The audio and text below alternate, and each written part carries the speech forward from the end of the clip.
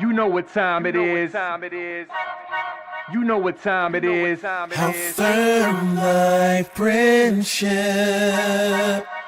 Oh, how you know what time it is. On the road with them boys of the fall. You know what time it is. On the ground with a nose for the ball. You know what time it is. Blood, sweat, and them tears for this game. Leaving it all out on the field with no fear for you lames. And it's Buckeyes by a billion. We in the building with over 100,000.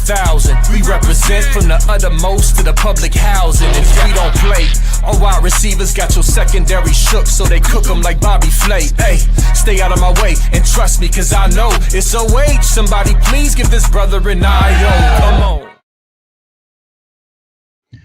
What up, Buckeye Nation? Welcome to the Buckeye Boys, where we talk about college football with real fans. I'm Devin. That's Mello. And I feel like it's been a minute, but it really hasn't. But Mello, how you doing, bro? Man, good. How's your day going? Just sitting here, remember some of my fallen brothers, Yeah. had a couple shots for them. I know they're in a better place, most of them, and the ones that knew Jesus at least. So pushing on. How's your day been going? It's been going pretty good. Chill. My family, I'm home alone. Aaron and his wife and my niece and nephew that are normally here with me, they're visiting my parents in Ohio. So I got the house by myself. It's been that way. I went golfing in Alabama, and I did the Pops Pod show from Alabama. It was a Teen Challenge Center. I went there and painted their weight room and getting all that stuff going. But yeah, happy Memorial Day to everybody out there. For sure. It makes you think about some of the sacrifices that people have made for this country. It's easy to just live your life and not think about those things, but definitely today, take the time, think about that, the sacrifices that people and their families have made for this country and the freedom that we have, man. Send them prayers out there. And if you can do anything to support them, do that. Just a reminder, our super chats, 50% of those goes towards helping people, homeless veterans. So super chats, they're open. Hit us up in there. Don't forget to hit that like button, hit that subscribe button if you already haven't. We are streaming on the Buckeye Scoop channel, but we are the Buckeye Boys. Go over and check our YouTube channel out. It's Buckeye Boys with a Z. Very passionate about recruiting, and we're all the way in on this Ohio State football stuff. So got some sources of our own, and we'll give you guys information, accordingly and as we get it. But we got a good show planned for you guys. Got official visits coming up. We'll kind of go over those, a couple recruiting updates, and then give you guys a little insight on what's going on inside the Woody with a couple of the players. And at the end, we're going to talk about our friends up north, man. We just can't help it. And because they're doing really good in recruiting right now. They got a lot of momentum going. So we're going to talk about the recruiting momentum that Scum up north has. And I was being sarcastic. It's not very good. But Mello, let's just start out with it, man. May 30th. These official visits are going to be pretty big, especially for one group in particular. That's defensive line recruiting. Larry Johnson does his recruiting a certain way, and the way he does it, these official visits are very, very big. But you got running back as well and stuff like that. So I'm just going to go down through the list. This is the list that I've gathered by looking at 4 different places. I'm going to name them all. I'm not sure whether maybe some have been canceled or changed or whatnot. But on May 30th, we have the number 1 running back in the nation, Savion Hyder, coming in. I thought it was absolutely hilarious because our good buddies up north put out an article, I think today or yesterday, that said it's a 2-person race between them and Tennessee. It's just absolutely laughable, because Ohio State is in on this one. They really, really are. This official visit's going to be big, but Savion Hyder would be an absolute ginormous pickup for the Buckeyes. Mello, any thoughts on Savion Hyder? Man, he would be a huge pickup. But even if he chose to go elsewhere, I believe there's 3 backs in this class that all could be number 1, depending on your viewpoint and how you use them. So hopefully we land him. But if not, there's still a couple more targets out there in terms of Carson Baker and Derek Cooper. But I think of those three, we need to land one, and I believe we'll pair them with Favorite Key. So yeah, it's a big weekend. I do believe we will land one of those. Savion Hyder, Derek Cooper, and Carson Baker. As soon as one of those guys commits, the dominoes are going to start to fall, and we're going to see who we get. I would be thrilled with any one of those pickups, whether it be Savion in favor, Cooper in favor, or Baker in favor. I would be absolutely thrilled and consider that an A+ class. Next visitor, Xavier Griffin, the decommit from USC, linebacker out of Georgia, is either the number 1 or number 2 linebacker in the nation, depending on which sites you look at. And this is all Matt Patricia, man. That's what this recruitment is. This is Matt Patricia, and obviously James Laurinaitis, but Matt Patricia is the reason why we are back in on Xavier Griffin, because he did not feel like he fit in Jim Knowles' scheme very well. But after having conversations with Matt Patricia, he feels like he has a place here in our scheme. So we will see, man. And on Tyler Atkinson as well. And it's not that I'm feeling overconfident about either one of those guys, but I wouldn't be overly surprised if we got one of them. But I'm not going to say we're definitely going to get one of them. I don't feel like we're definitely going to get one of them, but I feel like we definitely could, for sure. Mello, what's your thoughts? I feel like we have a better chance with Tyler Atkinson, to be honest with you. I feel like Xavier Griffin is a huge Bama lean. And also, I'm fine with that because, honestly, Tyler Atkinson is better than him. I don't care. The sites that have Xavier ranked ahead of Tyler, they're out of their mind, honestly. And that's from someone that's seen them both play. But they're both very good and very talented. And obviously, hiring Matty P and having James Laurinaitis in here is the reason that we're even in this position to begin with. Yeah. The next one on the list, Felix Ojo. A long time ago, I put in a boys boom. I think that's what we call it, right? Is that what it is officially? You could go with that. Boys boom. That's our new word.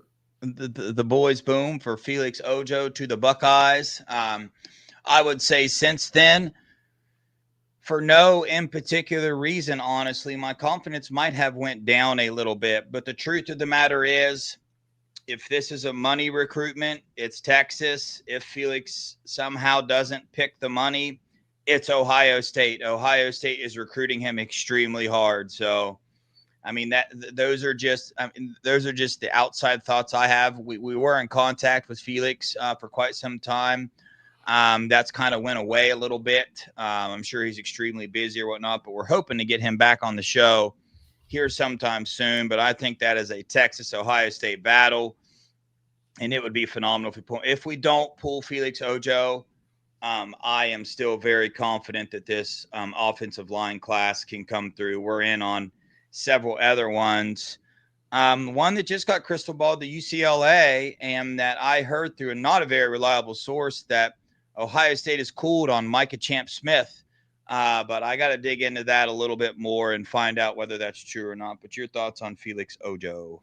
Felix Ojo, I think you hit it right on the head. I think it comes down to Texas, Ohio State, especially from the last conversations that we had with him.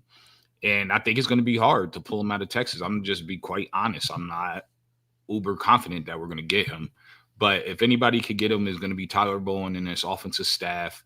Watching how you had the left tackle, Josh Simmons, the first tackle off the board in the draft, and he didn't play since October 12th.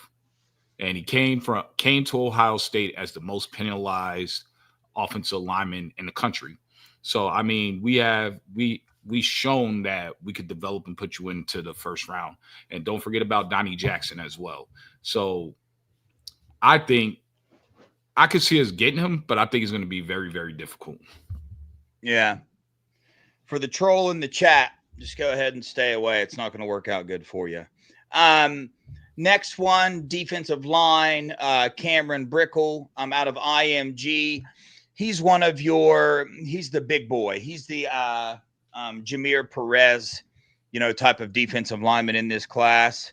I don't personally have a lot of information on him other than I think, with the way that Larry Johnson recruits, there's not a lot of intel out there to gather on these guys. And we haven't spoken to him personally, but from what I'm hearing, like, stand a legit chance at picking him. He's a 3-star defensive lineman out of IMG. You got anything to add to that, Mello? Actually, I do not on this guy, but gotcha. Yeah. Next one, Max Sutter, 4-star tight end out of Illinois, top 100 player. He has set an official visit for May 30th. I personally think this is the only other tight end that the Buckeyes are really in on. I know Mark Bowen, but we're not going to get Mark Bowen. I'm sorry, we're just not going to. But that's the intel that I have anyway. But Max Sutter would be a huge addition to this class. He's a big time. He's a top 10, like the number 6 tight end in the nation. And to be honest with you, we can't put anything past Keenan Bailey with the way that he recruits and different things like that. He is really, after he got in a fight in the locker room with the staff member, it seems like he's really got his butt in gear and has really picked some things up. So glad to hear that. But we'll see. Steely said, "What troll?" Exactly, Steely. Exactly. Anyway, Mello, anything to add for? Is it Max or Max Sutter? It's Max Sutter, right? Not Max. Yeah. It's Mac. Okay. So for me, I like where we sit here. Coach Key's been killing the game. He's been getting his top targets that he's really honed in on the past couple of cycles. So I'm excited to see this guy in scarlet and gray. And let's see how it goes this weekend. I think we have a big opportunity for Coach Key right here. Yeah, for sure. One of our favorites, man, Aaron Thomas, offensive tackle, 4-star. If you are a Buckeye Boys fan, you know him very well. He's been on the show twice, probably going to come on for a third time. Out of Arizona, trains with LaCharles Bentley. Ohio State's been in on him for a minute. It's wide open right now. It's the places he's scheduled official visits to, they're all equal in his eyes. He is not a Florida State lean like a lot of people want to try to say and make it out to be, because both of his parents went to Florida State. Speaking with him, that's just not the case. It's going to come down to these official visits and where he feels at home the most. So got a good head on his shoulders. Would be a great pickup this class. Big 6'7", offensive tackle. And we either want 2 or 3 of those body types in our class. I mean, we already got Sam Greer. And we got Maxwell Riley. He's probably going to play guard, but kind of like he's our right tackle this year. Austin Saraville. Yeah, Austin Saraville type of tackle. You watch Austin Saraville play tackle. Maxwell Riley could go out there, and you're seeing, dude, Ohio State is recruiting a lot of 6'5", 6'6" offensive linemen, and I think it's for that very reason. They are huge on offensive linemen being able to play, having a secondary position. So I absolutely love everything about where the offensive line is going for Ohio State. Mello, anything to add? Nope. Absolutely agree 100%. Aaron Thomas will be a huge pickup. He's definitely a Buckeye boy, one of those recruits that rock with us. We helped hook him up with Charles Bentley. Now Charles Bentley is getting him right and hopefully getting him right to come to Columbus. That's pretty much all I have to say about him. He did tell us it's wide open, but hopefully he'll end up in Columbus. Yeah. These next 2 are the 2 most important to me that I hope we knock out of the park. They're both defensive ends. They're both top 100 defensive ends. First one's Jake Krull, 6'3", 230, number 60 player nationally, number 8 player, number 8 defensive end. Very, very good, very, very elite. A lot of people try to say that he is elite, because he's got the moves down, because he has those, high grade moves down, and they kind of question how elite he's going to be in college. Well, if you're elite at the college moves in high school, then you can go beyond elite. You can be better than all these college players doing all those moves. So I don't follow that style of judging these guys. You can never put a pin on their, how good they're going to be getting through over the years. I would love to pick up Jake Krull. I believe he's out of Florida. He's taking an official visit. There's a shot there. Next one, Luke Waffle, number 109 player nationally, the number 13 defensive end, 6'6", 245. He's Jack Sawyer right now. Would love to pick this dude up and get him in. I think we stand a bigger chance for Luke than we do Jake, but those are just my feelings on it. Mello, anything to add with any of those two? Yeah, Jake Cruel is out of Bradenton, Florida, goes to IMG Academy. So people that are projecting him to maybe struggle in college, I think that it's a little difficult to agree with them because IMG plays a national schedule. They have one of the hardest schedules nationally, along with Modern Day and those type of schools. So he is very elite. He's super quick. He has speed to power. He has great usage of his hands already. So yeah, I would love to have him, especially if we could land him and Luke Waffle. That's a home run. That's the equivalent of JT and Jack, except I think Jake is a little more bendy than JT ever was. So it's a little more upside in this pairing than even the Jack and JT pairing. Yeah.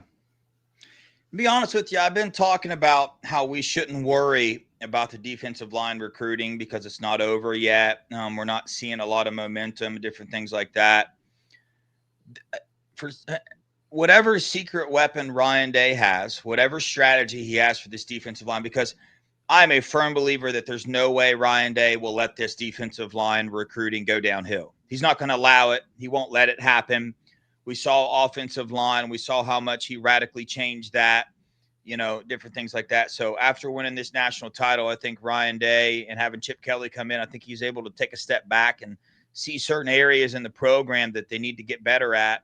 And I think he realized that the recruiting in the trenches needed to take a step up. Well, we saw what he did with the offensive line, with the 3 offensive line coaches. And I just cannot believe that he doesn't have something up his sleeve for this defensive line recruiting. And I think that starts with these official visits. I think they will make sure that they knock it out of the park with all these defensive linemen because they are needed. They're probably the number one need right now for the Buckeyes, and that would be load this defensive line class back up. Let's get some higher competition in there. Let's get this thing popping again. So I think it's going to happen. The next one, Donovan Webb as a safety. The Buckeyes are in on. I believe he's also being recruited as a corner. So I don't know. We'll see there. The other one on the list was Preston Carey, defensive lineman. I'm not sure if he's still coming or not. That's the one that I wasn't sure if he was still coming. And then there's some current commits, CJ Sana, Corbin Fordham, Caden Dixon Wyatt. They're supposed to be there as well. Mello, anything to add with those last couple guys?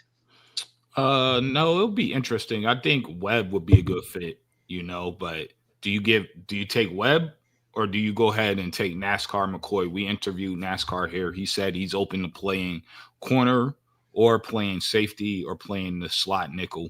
And I specifically asked him that because I expect Braylon Womack to be in this class. So, there's not a whole lot of room for a third safety unless he wanted to move his position. So that makes it interesting with Webb, seeing how he could play corner or safety as well. So I think Ohio State, Tim Walton, and Matt G are probably looking at it and viewing it the same way. The thing that I will say about NASCAR is he plays at Buford High School. They play elite competition year in, year out. Them and Grayson are probably the 2 best programs overall in the entire state of Georgia on a consistency basis. And he's super fast. Like their 4x4 team ran a sub 50 100. So yeah, you also have that. I believe they made All-American in the 4x1. So yeah, dude, this secondary class is shaping up to be pretty elite. We start with Jacob Weatherspoon, right? Yeah. Very fast, but in my opinion, more of your nickel type of coverage. Dude, I'm got to blow all these names. I'm not remembering names. What's the then we got Simeon Caldwell and Blaine Bradford. Yeah, Simeon Caldwell, Blaine Bradford. Simeon Caldwell, the linebacker, safety, hybrid. Blaine Bradford, safety. And then corner, we just signed out of New Jersey, who is a 5-star player in my mind, but his name is just eluding me right now. I got 100 of them in my mind. Chat, who is the corner out of New Jersey that we just signed. We did a live commitment. This is very pathetic. Thomas. Yeah, Jordan Thomas. Thank you very much, Russ, for that. We appreciate that. So honestly, I'm going to predict the remaining secondary class here with Braylon Womack to finish off the safety class, and then Fitzpatrick to finish off the corner class. The coaches just visited Fitzpatrick, and I have heard a lot of good things there. So, I mean, you sign that class right there, you watch out. You have so much versatility in that. I mean, Braylon Womack, his coverage skills, I mean, you would just be beyond riches in that room. So, let's kind of break this down a little bit. Mello, quarterback, we're in on Luke Fohi, something like that, out of California, 4-star project. We will see if we get him or not. Tight end, we already got Corbin Fordham. They're going after another one. If they don't get him, they're cool with Corbin. Wide receivers, I mean, best class in the nation. It's kind of ridiculous. Then we got offensive line. We're already set with Sam Greer, Tucker Smith, Maxwell Riley, and we're in on several other ones, including Drew Evers, who just put out a top 6 of LSU, Oklahoma, Penn State, SMU, Texas A&M, and Ohio State. 6'4 and a half, 305 pounds. And he said that the entire coaching staff is recruiting him as well. Just to kind of give you guys some more information about how important this offensive line class is to Ryan Day. A lot of these kids that we're after, man, a lot of the coaches are calling them. It's not just Tyler Bowen. It's a lot of coaches on the staff are calling these guys. So no worries there on our class. Then it comes to defensive line. We need to see something happen there. Linebacker, we got CJ Sana, a very good one. Sincere Johnson is on that list. Tyler Atkinson, Xavier Griffin. I'm not worried there. I think we're going to be good. And you just heard our secondary class. I think we're good there. So some questions are defensive line, what kind of happens there? And then what are we going to do at the quarterback position? So, Mello, anything to add to all of that? Just to go back and double back on what you started this topic with, in the conversation with the DB room, including the safety position. If we land those targets that you were projecting us to land, which I agree, we're not going to be crying over spilt milk with Naeem Offer, Dorian Brew, and Trey McKnight, because I believe this class is better. And Brandon, the kid out of the DC area, I think this class would be better than that class. So actually, sometimes when you miss, it's actually a blessing in disguise. So I just wanted to start off with that. This will be a much better secondary class than what Oregon landed last year.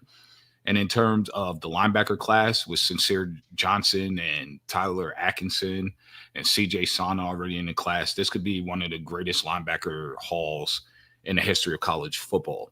So I'm looking forward to seeing how the O-line and the D-line finishes up this class. And hopefully we could solidify those positions. And then I believe everything else is already taken care of. We're already done that wide receiver. Quarterback, we're going to get the guy, more than likely, if it goes well on his OV, we'll probably get the QB out of Mission Viejo, which was Phillip Bell's quarterback.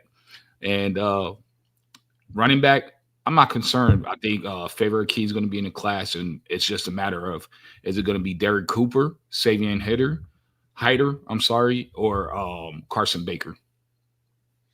With all these position groups, you just kind of go back and you look at their coaches and you ask whether you trust that coach. Like, there's no running back commits right now. You don't hear everybody freaking out about that, right? Why not? Because everybody trusts Coach Locke.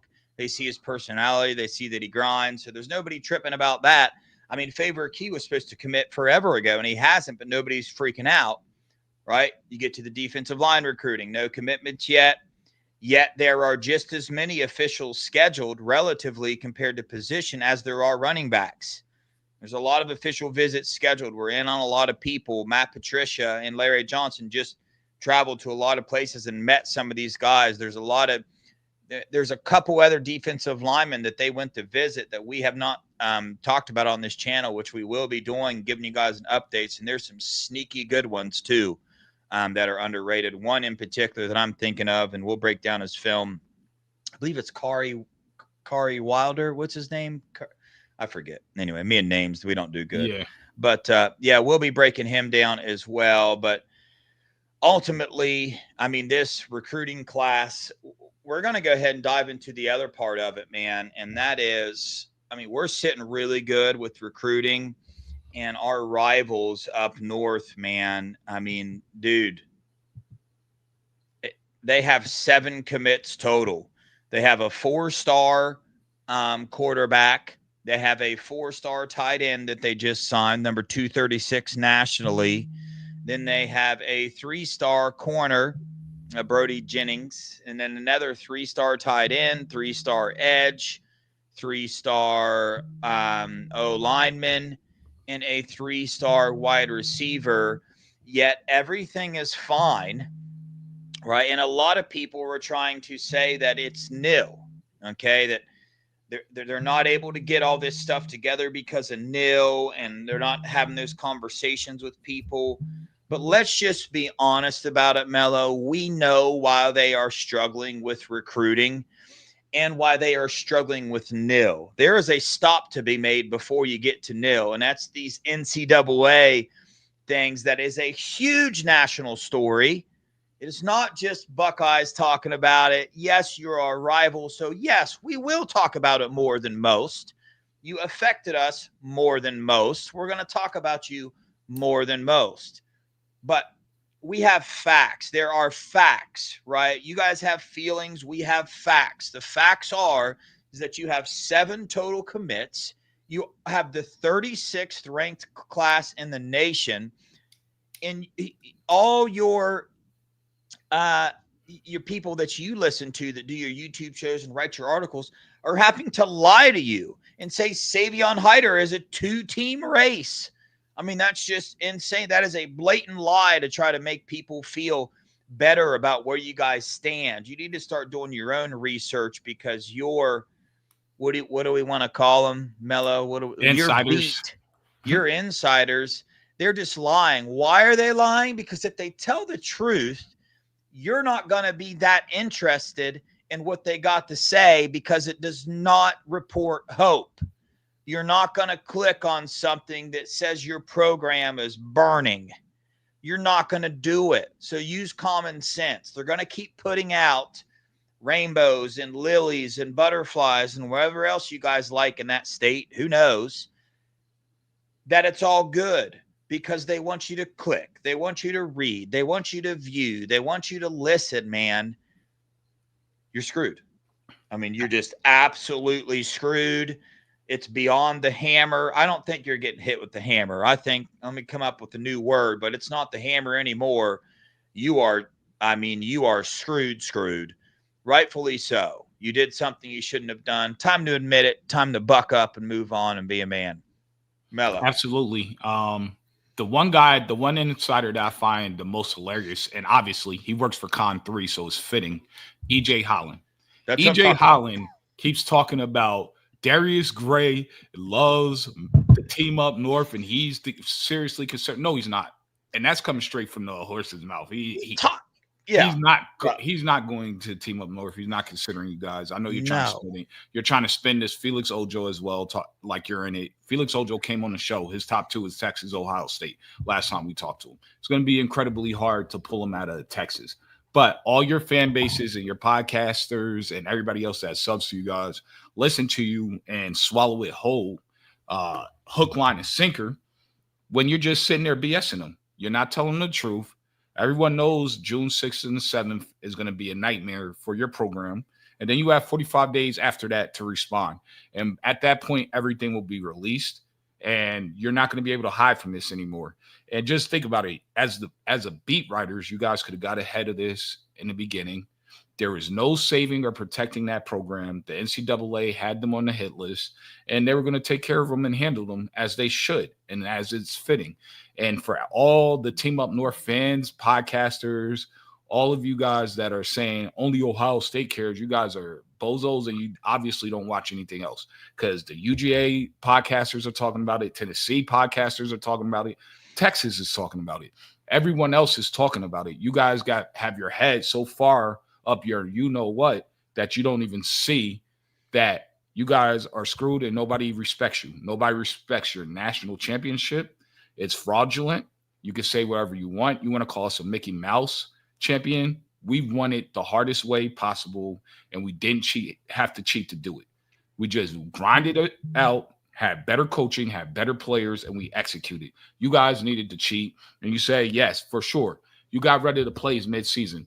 But don't forget that little bozo Connor Stallions stole all the hard drives before the NCAA got there. Do you think he just got rid of it? He was coaching and recruiting Bryce Underwood. He'd never stop messing with your program. Do you think that they didn't still have the signals? Even if you change your signals, it's only a matter of time if you know what to look for that you're going to find it anyway.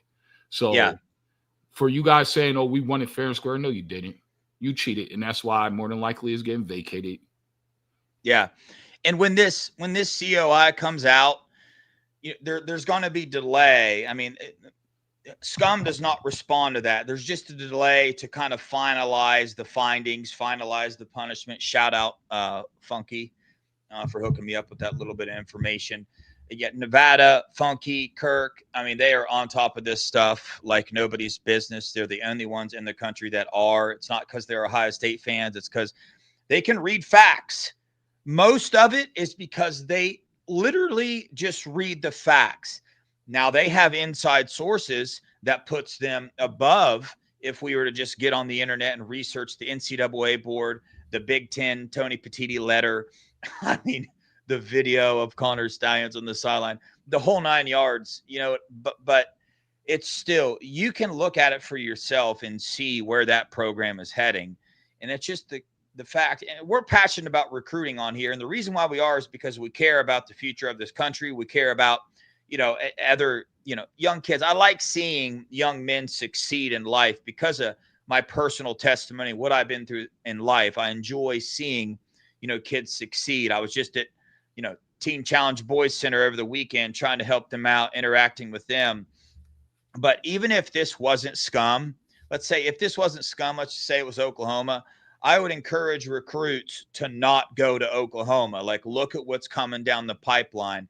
They need to clean house there because there's something way deeper in all this than football, than a score on a scoreboard, than a rivalry. I mean, it's your morals, it's your ethics, it's people's lives that they affected. So it's pretty wild. But Mello, any final things to add to that before I move on to the exciting part, man? Some Buckeye updates from inside the weight room. We're going to hear how this team is somehow ranked 8th in the nation on somebody's list, which is it's absolutely hilarious. He's a joke. Man, we got some updates. I forgot to tell you, man, and bring this up. So I went to hang out with Pam this weekend, and it was a great birthday weekend. As you know, last week was my birthday, and she showed me a great time, invited me to her town. We hung out. I've known Pam for about 12 years now. And we're walking on the beach, just hanging out at nighttime. I get stung by a jellyfish on my foot, man. It still hurt me. That was Friday. So I suggest if you're walking on the beach at night, stay away from the water. Did you pee on it? No, I didn't realize it till I thought it was just like, I thought I got bit by something at first. And then pain just kept intensifying over the days. I'm like, what the heck? And when we got back to the house, I saw a big scar. And she's like, oh yeah, you got stung by a jellyfish. But yeah, I didn't. You got to pee on it, man. You got to pee on that jellyfish. She put some kind of ointment on it that she has. So yeah, that's it. Do you want to get these super chats out the way, or you want to wait? Yeah, no, let's get them out the way, man. We appreciate you, Miss Pinky, for the $4.99. Thank you, Mello, for your service, and to those lost. Amen. Thank you, Miss Pinky. Kentaka, thanks for the $1.99. Remember and honor those who have served. Absolutely. All day, every day. It doesn't happen enough. It needs to happen more. So, yeah, absolutely. Well, here we go. Some weight room updates. Julian saying, Ben, there was a point in time when I was on the Lincoln Kienholz train. It was mainly for all those haters that was saying Lincoln Kienholz isn't good enough to play at Ohio State. That's just not true at all. But it's Julian saying our starting quarterback. And one of the things they're seeing inside the Woody that he is doing is something that they needed him to improve on, probably more than anything else. And that's his leadership. We see trips like he got together with all the wide receivers going out to California and he's earning respect from his teammates. And when you are such a young quarterback, I mean, that's pivotal. You have to do that, man. You have to find a way to gain respect from your teammates because, I mean, I don't know how many years we're going to keep going back to last year's team, but they set a beautiful example of how together a team has to be. And that starts with the quarterback. You watched Will Howard, how he led the team last year. Starts with the quarterback, man. And right now, Julian Sain is doing a phenomenal job with his work ethic, his time put in. And in particular, he knows, right, that he needs to gain this respect. So he is doing certain things, certain aspects, right, to gain that respect from his teammates. So the closer we get, the more excited I'm getting about Julian Sain. I'm not one to just say, oh, he's a 5-star. He's going to be phenomenal. But from the reports that we're hearing, from people that know what they're watching, Julian Sain is about to just light this country up, man, and surprise you. You want to talk about Dylan Raiola and DJ Lagway and Archie Manning and all these other guys. You might want to put Julian Sain in that list. I know why he got left off because he hasn't shown proof of concept, but Bryce Underwood hasn't. You know, Dylan Raiola had some really bad games. DJ Lagway had some really bad games. Julian Sain's about to be the truth. Absolutely, especially with his supporting cast. He has the best supporting cast in the country. That's hands down on offense. He has the best O-line. He has the best wide receiver room. The running back room is going to be elite. He has the best tight end room, and he has the best coaching and QB whisperer and Ryan Day and Coach Dennis. So I am ecstatic. I never was concerned about Julian. I was never concerned about the offense. All these national people are not talking about him. That's fine. They will be talking about him by the end of the season. Just like last year when we were talking about JJ, that they were going to be talking about him by the time October 12th as being the best wide receiver in America. And that's exactly what happened. It's going to be the same trajectory with Julian Sain, except it's going to start August 30th, because I believe Julian Sain is going to have a massive game against Texas. He's going to lead us to that victory, and he's going to put himself firmly and squarely into the Heisman candidacy. That's my prediction. Yeah, Julian's a gamer, man. He's got the confidence. I mean, I would bet you that he thinks he's going to go out there and sling it against Texas. Yep. I mean, he's probably got a little bit of jitters, but that's the kind of dude Julian Sain is, man. He ain't scared to go out there and throw it against Texas. But the next one, man, not really surprising. If you watch this film at all, you'll understand this. BP Miller, they put those vests on to kind of measure explosiveness from players. Well, BP Miller is putting out some of the highest numbers ever, right? Yep. In the Ohio State football program. Obviously, he's more of a developmental receiver. He was the entire team in high school. He did everything, punt returns, kick returns. I think he even kicked it too, quarterback, whatever. That's what he was. But you want to talk about an athletic freak whose sky is literally the limit. It is BP Miller. And let's not even, and you already touched on his athletic traits and qualities, right? But one thing we haven't touched on is how intelligent this young man is. He immigrated here from Africa. I believe his family's still in Africa.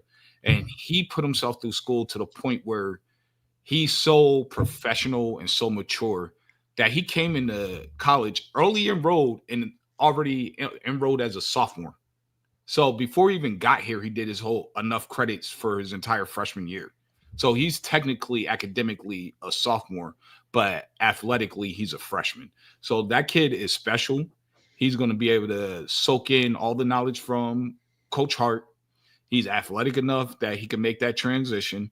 And I expect to see him doing big things within the next 2 years. Yeah, no doubt, man. We'll see. Developmental guy, but you never know when you have that kind of ability when you're going to get your opportunity on the field and you're that athletic, you can turn some heads quick.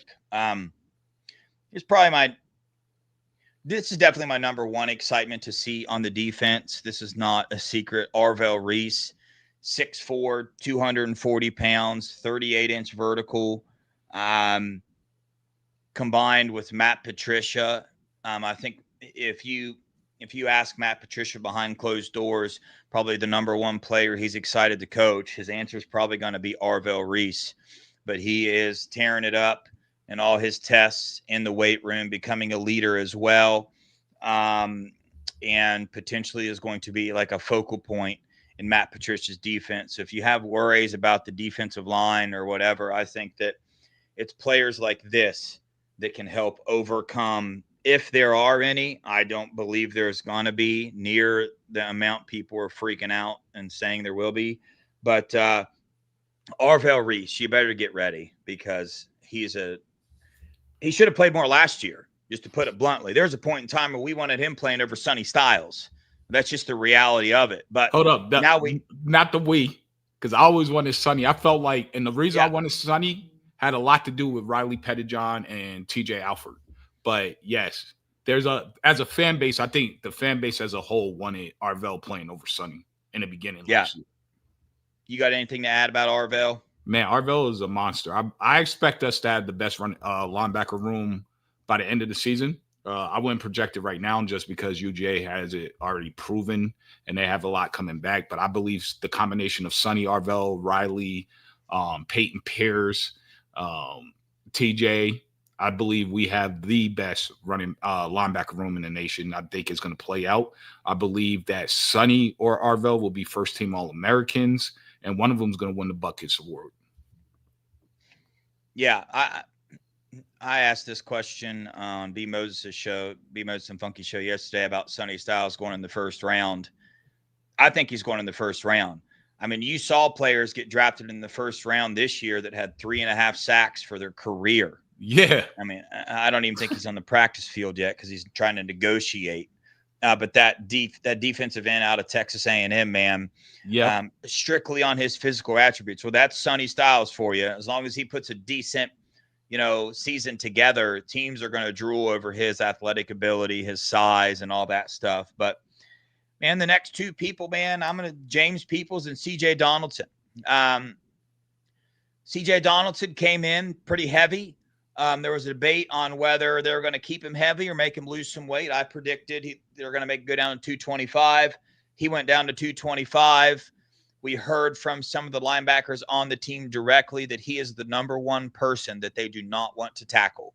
Not that they don't want to tackle anybody, but they said he's probably the hardest person to bring down. So not taking anything away from James Peoples. James Peoples isn't getting much hype. He should get more hype. But I will personally say the same about C.J. Donaldson. I think too many people are going and watching his film at West Virginia, and he was the number 2 back at West Virginia, and they're making their assumptions based off that. Well, enter Ohio State and Coach Locke. And I think you are going to see – C.J. used to be a wide receiver. So this is the type of weapon that we have, and I think C.J. is about to be used – a lot more than what people think. A lot of people are picking James Peoples to be like this number 1 back. I personally don't think you're going to be able to differentiate who's the number 1 back. I think C.J. Donaldson is going to be right there. But again, I'm not taking anything from James Peoples because James Peoples is also showing up and showing out in the weight room. One of the hardest workers on the team. I mean, I don't know if anybody's seen a recent picture of him. This dude looks like a little bowling ball. I mean, freak, athleticism, stuff like that. So I know we just lost 2 second-round running backs, but we're replacing them with some pretty good talent with James Peoples and C.J. Donaldson, and they're proven in the weight room. They're about their business. Dennis, I love it. They ain't no soft batch cookies, I'll tell you that. Yeah, shout out to everybody wishing me a happy birthday. I appreciate you guys. I see all the comments. I just wasn't going to pull it up here, but I appreciate you and all the family because we consider you guys family. Now, with the running back room, you can see why Coach Locke is telling some of these old linemen that he's recruiting that the running game is going to be better than last year. and for everybody to watch. And he knows people are doubting him, but he said the running game is going to be better than last year. I think it's a combination. It's not so much that they're as good individually as a Q or a Trey. I think it's more so that it's minimal drop off, but when you add to the fact that we're going to have the best O-line in the country, it's going to seem better. You know what I mean? It's going to be more efficient, more effective. And with the passing game, Julian Sayin he could pass. Let's just be honest. He could throw the ball and place the ball better than Will Howard can. I think that's pretty well known, and it's a given. So it becomes, for DC, you got to pick how you want to lose, basically, in terms of, are you going to double the wide receivers? Who you going to cover Max Clare and Jelani Thurman with? Are you going to have them one-on-one with linebackers that can't keep up? Or are you going to have them one-on-one with safeties that are too small? And then you hit them with the run game, the RPO, the play action, moving the pocket for Julian, who's more athletic than people even realize. If you go watch his high school film where he's playing big-time football in California, that it's going to be a nightmare for DCs to try to game plan against this team. And I know the only thing people are holding on is to the hope that Brian Hartline is not a good play caller, right? So I believe that our running game is going to be massive. It's going to be efficient. It's going to be super effective, and it's going to align with the passing game. And let's see. I think last year we wanted to pass to open up the run. I think this year you could do either or. I think it's really, all right, what is that defense good at? They're better at passing. We're running this game. Oh, they're better at run stopping. We're going to pass this game. That's how versatile this team and this offense is becoming. Yeah, Studley, are the days of the cowbell back over? Yes, I believe they are. I believe your first option is going to be the two-back set. If they don't have an option, yeah, you'll have the cowbells. But in terms of the offense this year, I think it's going to be more explosive than last year for sure. I mean, you're losing Emeka Buka, but you have Carnell Tate, Brandon Ennis, Mylan Graham, Quincy Porter, Bryson Rogers. I mean, that's ridiculous, right? And you're losing those two running backs. Well, you just heard who we're replacing with. And then you're adding in Max Clare, and you're adding in the second year of J.J. Smith. Then you're adding in Julian Sayin, which, by the way, go watch his film. If you're an Ohio State fan and you have not watched Julian Sayin's senior year film in the past year, you need to do that tonight. Go do it tonight. Right, it's pretty cool to watch, man. He's got some wheels. He's slippery, bro. I forgot about that aspect of his game, but it's pretty cool. Watch the Elite 11 as well. I mean, he beat out Aaron Nolan. He beat out Dylan Raiola. He was ranked higher than DJ Lagway and all of them. This kid is legit, man. He's a serious, real deal. The next one, Ethan Onianwa, lost 35 pounds when he came into this program. If I'm honest, I was a little bit worried about him. I heard everybody, the second round draft pick grades or whatever, but when I watched this film, and it was mainly the competition that they played, I was a little bit worried. But everything that we're hearing coming out of the Woody is this dude is an absolute animal, man. If you saw that picture of him doing those smelling salts and freaking out, they said that's kind of how this guy is all the time on the field. He's an absolute mauler. Like they heard somebody say they expect to see in the Texas game a couple pancakes from Ethan Onianwa because how much of a physical specimen he is at left tackle. So I am very excited about Ethan Onianwa and what we have at offensive line this year. Man, I don't even have any words to say. Like, just watch. Best O-line room in America. Ethan is a dog. And I was on a Texas site, and they were talking about how Colin Simmons was going to have at least three plus sacks against us. And I said, are you guys out of your mind? Like, that is not going to happen. They said Colin Simmons and Anthony Hill, I think that's his name, that they both are going to have 3+ each. I said, you are out of your mind. They're like, well, I was like, you didn't even do that against our O-line last year. And they were like, well, they were freshmen. I was like, our O-line is better this year than it was last year. And I mean, what's one more year? Like, our guys have one more year in the program as well. So yeah, there's that. Next one, man, kind of a surprise to me, man. Malik Hartford. He stepped up, and he had to because he saw Jalen McClain coming behind him hot and heavy. And Malik has stepped his game up a little bit. And that happens, man, when you see players that have spent their career being the number 2 and kind of in that area. They have to make that decision, right? When an opportunity arises, they need to step up. Well, as of right now, Malik Hartford is doing that. I'm not saying that he's overtaken Jalen McClain or anything, but it wouldn't surprise me at this point. This is what he had to do. If he wanted to solidify his spot as that number 2 safety, the only way you can do that is by this, right? In the weight room, in the practices, the whole 9 yards. Well, from all reports that we're gathering, he has taken that next step. He's done it, right? I still can't, if I'm being honest, man, I still can't get that play out of my mind again in the game when he came in and the ball almost hit him in the head. But I'm pushing it out of my mind. This is the last time I let it be in there. I'm excited about him, man.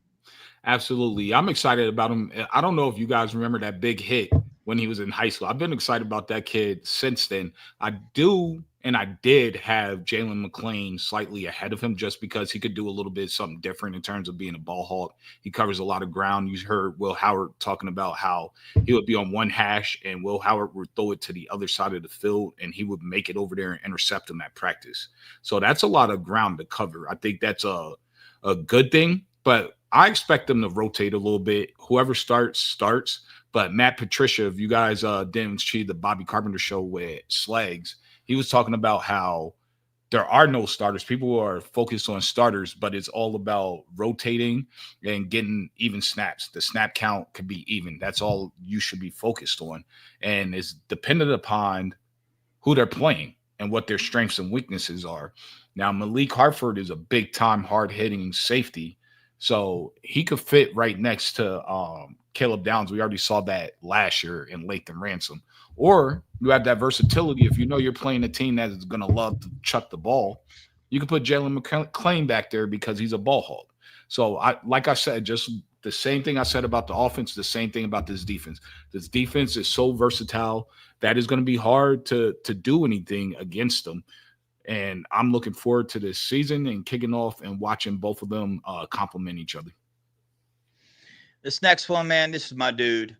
I don't know if you guys know this or not, but I picked Tyleik Williams to be like the team MVP of the year last year. I don't think that quite worked out, but he was up there in importance of a team. Tyleik Williams was an absolute freak. But if you remember, before this season last year, the number one worry, the number one thing he needed to do was get his conditioning up, lose some weight, right? That's what he did. Well, enroll K-Mac. Number one worry about him this year is his conditioning. How many plays can he play in a row and whatnot? Well, I don't know if you saw the recent video of him on Twitter or not, but he went from 330 down to 295. So he is also in that group of people that are digging in this year. It's pretty much the entire team, if I'm being honest, but we can't go over everybody. And this is who, we got on our list that we've heard about. But K-Mac is one of those as well. He's taken this very serious. He sees the opportunity that he has this year. It's that money-making year for him. You know what I mean? So we'll see. I hope he comes back for another year. Again, help us get some time to raise up some of these other D tackles on the team. But we'll see. I'm excited to see K-Mac this year. I wish we would have saw him more last year. When I ask about that, all I ever get told is the conditioning aspect of it. So we'll see. I mean, as of right now, I'm down to 295 pounds, the last I heard. I hope he puts on a little bit more weight, but if 295, if he can play like he was playing and have the conditioning to be on the field more, we need it. There's no doubt about that. So excited what we're hearing from there. Absolutely. You've been the biggest K-Mac fan that I know. And I live here in Gwinnett County. I've watched him play my local high school, and you were even more on board with K-Mac. By the end of the season, I'm right there with you. And I'm loving that he's losing the weight. I think they might try to get him back up to 305, 300 just to make sure he still can eat up double teams. But as long as he's not losing that strength, you got to figure and assume losing that weight that he's gotten quicker. And if his strength or his power is still up, then I don't see a problem with him playing at that weight. Yeah, for sure. Anyway, still a lot of good things, a lot of positivity with the Buckeyes. A lot of people push this stuff off as sunshine pumpers and, oh my gosh, you guys are delusional. You know, if other fan bases, when we start saying best in the country here, best in the country here, best in the country here, delusional, maybe a little, but I promise you, we're at least in the argument of having the best linebacker room in the country, the best offensive line room in the country, the best wide receiver room in the country, the best cornerback room in the country, the best safety room. We're in those conversations. And for a team to be in those conversations, you know, in all those groups, that's a pretty big deal. And if you go look at the list of like top 10 or top 20 returning players in the nation, I mean, we have more than everybody else. So yes, we lost all these players and it's going to be hard to make up for that, but this is nothing new to Ohio State, and we are still returning an absolute crap ton of talent. When you have the best offensive and the best defensive player in the country on your team, you have a shot at the national title. So, you know, I get all this Penn State hype. I guess I haven't said this, and I hope I don't eat my words, but you can miss me with the Penn State hype. You Same. can miss me with it, man. I don't care that they are returning all this talent. What did that returning talent get them last year? Not a national title. It's the same people. And I get you can say the same with Ohio State, but there is a difference between Ohio State and Penn State. That's not debatable. There's no argument there. There is a difference between James Franklin and Ryan Day. I promise. And there's a difference between Jim Knowles and Matt Patricia. And you're about to find out what that difference is this Facts. year. We'll see you in 3 years, Penn State. Mel, you got anything to add before we do trivia? Man, you crushed that. Nah, we're ending with that. I'm not saying anything. That was perfect. Okay, cool. Let's hit the trivia. Here we go, man. This is a little bit different of a trivia question, one that I did not know the answer to, but I do now. This is a one-pointer. What color are the Buckeye decals given out to players during the season for big plays and consistency?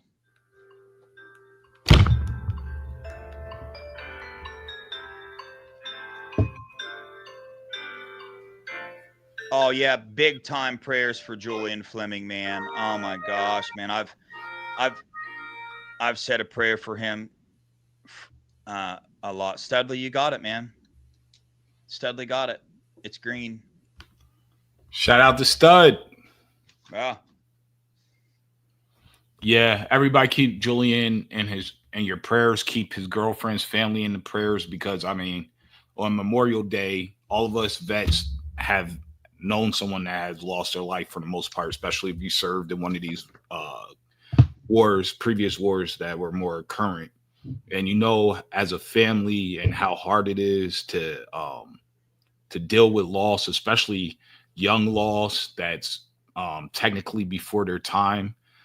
So, I mean, you're never prepared for something like that. So keep the young lady's family in your prayers as well, not just Julian, because we know him. Yeah, man, and use this as an opportunity, right, to look at your own life and see maybe some things in your own life that you can work on and get better at, because you just never know. You know, one of the areas that I forcefully keep at the top of my mind is how I treat other people and what I do for other people. Whether I feel like doing it or not, you know, I try to do something for somebody else every single day. It just makes you feel better, and you just never know, man, when something wild is going to happen, and you're going to need people in your life. If you're one of those people that doesn't do much for other people, I wouldn't expect much, right, from other people when that happens. Not that that's right, but that's just the truth. So, man, just be a beacon of hope, be a beacon of positivity, man, and try to go out of your way to help other people, man. Be selfless. You know, the biggest change that Jesus has made in my life, from going from addiction, which is the most selfish thing a human being can possibly do on this earth, if you ask me, to living for Jesus, it's unselfishness. If I could pick one word to describe Christianity, if I had to, right, unselfishness is up there for that. So I encourage you, try to do that today, and see what happens, man. I bet you'll like it. And But honestly, anything. yeah, honestly, there's certain values that as followers of Christ you should have. We're all sinners, obviously. We're all going to make mistakes. Nobody is perfect. There is only one perfect man that walked this earth. But if you're following someone or someone's leading you and saying that they're Christian, but their actions aren't matching what their words are saying, trust what you feel. If it's not matching and it's not aligning, whether you like that person or you want to keep following them or not, just think about it. Like, that person's probably just full of you know what, and is trying to lead you down a bad path. Christianity is all about love, is about forgiveness, is about fellowship and the brotherhood and the sisterhood. It's not about holding grudges. It's not about trying to start rumors and gossip and trying to tear your fellow men or women down. So if you're doing that and you're partaking in that willingly, then shame on you. Gio, bro, you're our dude. You call me. I don't listen, bro. Wishy-washy. It was kind of like a compliment to me with all I've been called in life. Okay. Yeah, right. Bro, I know you're just playing with me. I am wishy-washy on here. It's hard to do this. It's hard to get up here and speak, man. So sometimes I am wishy-washy. That way I play both sides of it so nobody can be mad at me. That's what I do sometimes. Yep. Hey, on that note, chat, we appreciate you guys. Hit that like button for us. Go check us out on Buckeye Boys YouTube channel with a Z. Like and subscribe over there if you like our content. Tomorrow at 8:45, Wednesday at 8:45, Thursday at 6 o'clock here.